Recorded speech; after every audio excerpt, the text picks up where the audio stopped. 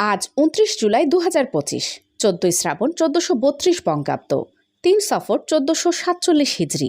জানিয়ে দিচ্ছি বাংলাদেশের স্বনামধন্য কয়েকটি পত্রিকার অনলাইন ভার্সনের শিরোনামসমূহ। প্রথম আলো, গৃহকর্মীদের জন্য পৃথক বেতন কাঠামো দাবি। যাত্রা থেমেছে, থামেননি বিবেক রকিব। রাজনৈতিক দলগুলোর কাছে জুলাই সনদের খসড়া পৌঁছে দেওয়া হয়েছে, বলেছেন আলী রিয়াজ। সুরস্রষ্টা কমল ও শিল্পী ফিরোজার জন্মদিন আজ। বিপিএল আয়োজনে আগ্রহে ৫ প্রতিষ্ঠানের ৪টি বিদেশি। আরও কিছু উল্লেখযোগ্য শিরোনামসমূহ হচ্ছে: কারফিউ ভেঙে নারীদের সমাবেশের স্মরণে শাহবাগে সমাবেশ, ৩ দফা দাবি। সমন্বয়ক পরিচয়ে ভূমি কর্মকর্তাদের চাপ প্রয়োগ, ভ্রাম্যমাণ আদালতে যুবকের কারাদণ্ড। কুড়িগ্রামের ফুলবাড়িতে গ্রামের পুকুর থেকে ২ স্কুল ছাত্রীর লাশ উদ্ধার। এদিকে চট্টগ্রামে খালে পড়ে শিশুর মৃত্যু, অরক্ষিত খাল, বেপরোয়া গতির অটোরিকশা সহ ৮ কারণে প্রাণহানি। চলে যাচ্ছি যুগান্তর পত্রিকার পাতায়। সবার জন্য একটি উন্নত খাদ্য ভবিষ্যৎ গড়তে প্রস্তুত বাংলাদেশ, বলেছেন খাদ্য উপদেষ্টা। গত অর্থবছরে বিদেশি ঋণ পরিশোধ $৪ বিলিয়ন ছাড়িয়েছে। চিকিৎসকরা জুলাই গণ অভ্যুত্থানের অন্যতম নায়ক, বলেছেন প্রধান উপদেষ্টা। নথি পোড়াতে ব্যায়াম ভবনে আগুন লাগানো হয়, বলেছে পিবিআই। এদিকে দুর্নীতিমুক্ত ভূমি সেবা নিশ্চিতে নতুন উদ্যোগ মন্ত্রণালয়ের। মাদকের গডফাদার ধরার ক্ষেত্রে সহযোগিতা পাচ্ছি না, বলেছেন স্বরাষ্ট্র উপদেষ্টা। দুদককে রাজনৈতিক প্রভাবমুক্ত করার বিষয়ে ঐকমত্য হয়েছে, বলেছেন আলী রিয়াজ। এদিকে ইলিয়াস মোল্লার বিরুদ্ধে দুদকের মামলা। ৬৫,৫০২ প্রাইমারির প্রধান শিক্ষক সুখবর পেলেন। গণমাধ্যমে প্রকাশিত সংবাদের বিষয়ে গণপূর্ত মন্ত্রণালয়ের ব্যাখ্যা। চলে যাচ্ছি আমার দেশ পত্রিকার পাতায়। রাজশাহীতে চাঁদাবাজদের তালিকা নিয়ে রাজনৈতিক অঙ্গনে অস্থিরতা। বিএনপি ও তাদের সহযোগী সংগঠনের নেতাকর্মী সমর্থক সহ ৪৪ জনের নাম আছে। একইভাবে নিষিদ্ধ আওয়ামী লীগের ২৫ জন ও জামায়াতের ৬ জনের নাম আছে। আরও কিছু গুরুত্বপূর্ণ শিরোনামসমূহ হচ্ছে: ৫ আগস্ট জাতিকে সুখবর দেবেন ডক্টর ইউনূস। খেলাপি ঋণ ছাড়ল ৫,৩০,০০০ কোটি টাকা। সপ্তাহ জুড়ে ভারী বৃষ্টির পূর্বাভাস।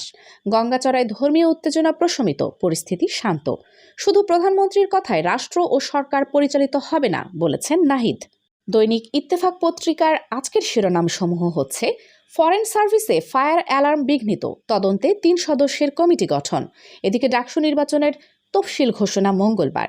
সরকারি প্রাথমিক বিদ্যালয়ের প্রধান শিক্ষকদের বেতন স্কেল ১০ম গ্রেডে উন্নীত। মেধাবী ও অসচ্ছল শিক্ষার্থীদের বৃত্তি দিল গোপালগঞ্জ বিজ্ঞান ও প্রযুক্তি বিশ্ববিদ্যালয়। এদিকে হরিপুর চিলমারি তিস্তা সেতু বীর মুক্তিযোদ্ধা শরীতুল্লাহ মাস্টারের নামে নামকরণের দাবি। ক্রমে লোকালয়ে ঢুকছে ঢেউ, বেলাভূমি ভেঙে উপড়ে যাচ্ছে ঝাউবন। এনসিপিতে কোনো চাঁদাবাজের ঠাঁই হবে না, বলেছেন হাসনাত আবদুল্লাহ।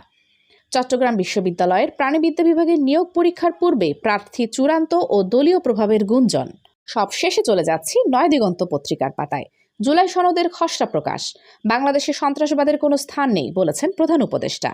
ঢাকা থেকে জঙ্গি বিমান ঘাঁটি সরানোর পরিকল্পনা নেই, বলেছেন বিমান বাহিনী। নির্বাচনের সময় ন্যাশনাল ইনফরমেশন সেন্টার তৈরির কথা ভাবছে সরকার, প্রেস সচিব। আরও কিছু উল্লেখযোগ্য শিরোনামসমূহ হচ্ছে: যুক্তরাষ্ট্র অনেক বড় ইস্যুতে বাংলাদেশের সিদ্ধান্ত চাইছে, সাবেক মার্কিন কূটনীতিক ডেন লুইচ। প্রাথমিকের প্রধান শিক্ষকদের বেতন স্কেল ১০ম গ্রেডে উন্নীত।